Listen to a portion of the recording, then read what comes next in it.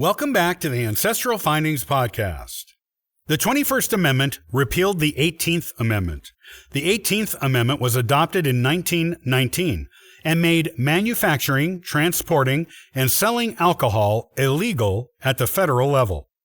The amendment proved unenforceable and even increased crime in the United States, so it was repealed by the 21st Amendment in 1933.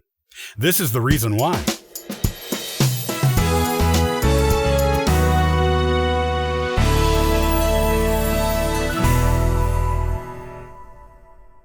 The 21st Amendment to the U.S. Constitution was adopted to repeal the 18th Amendment.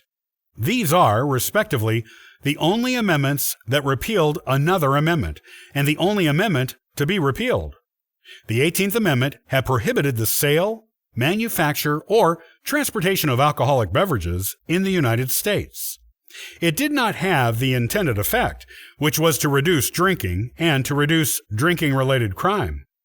Summing up the best reason to repeal the 18th Amendment, industrialist John D. Rockefeller wrote, "When Prohibition was introduced, I hoped that it would be widely supported by public opinion, and the day would soon come when the evil effects of alcohol would be recognized.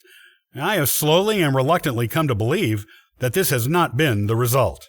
Instead, drinking has generally increased. The speakeasy has replaced the saloon. A vast army of lawbreakers has appeared. Many of our best citizens have openly ignored prohibition. Respect for the law has been greatly lessened, and crime has increased to a level never seen before." The 21st Amendment was proposed by Congress in February of 1933 and adopted to the U.S. Constitution on December 5, 1933. What does it say? Section 1. The 18th Article of Amendment to the Constitution of the United States is hereby repealed. Section 2. The transportation or importation into any state, territory, or possession of the United States for delivery of use therein of intoxicating liquors in violation of the laws thereof is hereby prohibited. Section 3.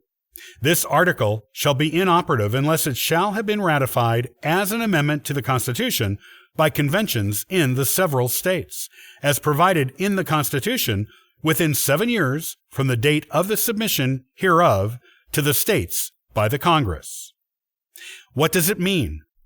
When the 18th Amendment was adopted to the U.S. Constitution in 1919, it was the result of years of lobbying by the people in the temperance movement.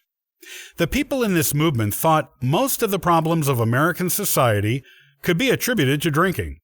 They had a powerful and generously supported and funded lobby, so they had a lot of influence with politicians. Yet, outlawing alcoholic beverages did not stop people from drinking. They merely moved the activity underground.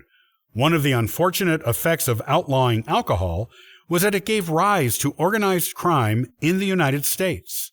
The mafia got its start in this country that way. Organized crime groups made great profits off of the huge demand for alcohol on the black market. By the time the 1920s rolled around, it was already clear that enforcing prohibition was going to be difficult. In fact, the entire prohibition law was unenforceable. People soon began demanding that the amendment be repealed. The first section of the 21st Amendment repeals the 18th Amendment. The second part of the 21st Amendment bans importing alcoholic beverages into U.S. states and territories that already had their own pre-prohibition laws outlawing those beverages. So, even after the 21st Amendment was adopted, there were still some states and territories that made manufacturing and even consuming alcohol illegal. These places were known as dry states. Essentially, the 21st Amendment made alcoholic beverages legal again at the federal level, but allowed states to make these beverages illegal on the state level. There were several dry states for the next few decades. People who wanted alcohol had to go to a state that was not dry.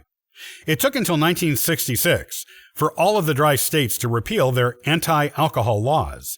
Mississippi was the last dry state to legalize alcohol in its borders.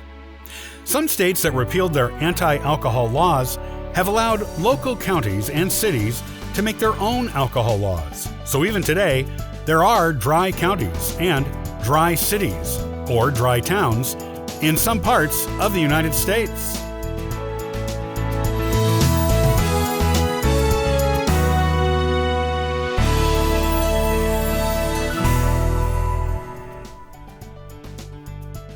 Thanks for listening to the Ancestral Findings Podcast.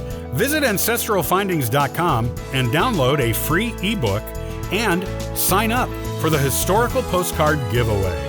I hope you have a wonderful day. Happy searching!